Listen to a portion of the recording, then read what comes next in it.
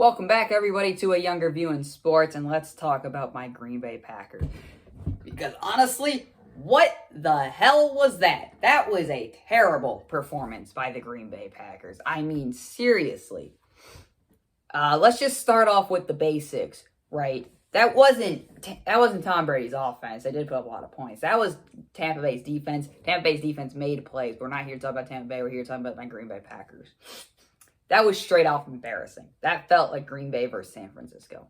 They got punched in the mouth, and they could never recover. What are the games that shaped? Well, let's start off with Aaron Rodgers. 16 of 35, 160 yards, 0 touchdowns, 2 interceptions, and a 17.8 QBR rating. That is terrible. That is not Aaron Rodgers like at all. Aaron Rodgers never throws picks, and then he threw 2 today. One was tipped, and one was a pick 6. The thing that changed this game were the 2 interceptions by Aaron Rodgers.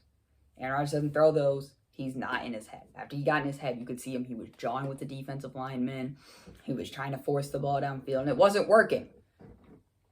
Also, the Tampa Bay Buccaneers have the number 1 running defense, and I think this proved that the Green Bay Packers are better with a run defense. Aaron Rodgers now is better with a running game than he is now than he was earlier in his career. Now, with that, we can all agree that was terrible performance by the Green Bay Packers. This was supposed to be America's game of the week, and it was 38-10. Why? Jamal Williams, 4 rushes, 34 yards. A.J. Dillon, 5 rushes, 31 yards. Aaron Jones, 10 rushes for 15 yards and a touchdown. What? That is not Aaron Jones-like numbers. You know, both of those guys. A.J. Dillon got a lot of playing time, so we got to see a lot of the rookie. Aaron Jones could not get holes against that defense, and that offensive line would not look like that defensive line. Aaron Rodgers was flustered. He was in his head after those 2 interceptions. That was the thing. And our defense could not stop this offense. And is it Tom Brady finally figured it out? Maybe.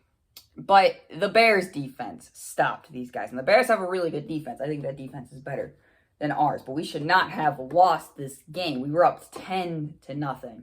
And Aaron Rodgers got flustered with themselves, you know. He was playing from behind. He was down by a lot at one point. You know, you're trying to turn it all around in a quarter, and you can't even do that. So, what do we need to do to fix this? Well, we need to get a secondary receiver, because if you can just coverage Adams, and the rest of our guys were missing Allen Lazard, and Marquez Valdes-Scantling is Marquez Valdes-Scantling. He's like that, you know, he's 50-50. A lot of coverage there. Aaron Rodgers was sacked 4 times. He was sacked 4 times. That is not good. This is not what we see against. This is not what us Packers fans are used to. I get we can't win them all. I was fine with losing, but we got dominated by Tom Brady and the Buccaneers. I think this was the Buccaneers everybody was used to seeing all year. You know, but they started off slow, so this was a time to capitalize on that, but we didn't. Now, Matt LaFleur and Aaron Rodgers are 0-2 on the bye week. They did not prepare well for that bye week. I think these guys got ahead of themselves. They were 4-0. They were talking big. You know? And they failed. Matt LaFleur is still a young coach, but you have to be good off a bye week. Bye weeks are how it tell you if you can prepare well. And for what he hasn't prepared well. Now, again, Rodgers was flustered. We couldn't get a run game going. That defense could not seem to make a play. They have a lot of weapons. We expect that offense to be good. I think right now the Buccaneers are serious Super Bowl contenders. It's time we start all taking them seriously. That was a terrible performance by the Green Bay Packers. Hopefully we can bounce back, though. It is only week 1, Green Bay fans. Let's not freak out like we all were yesterday.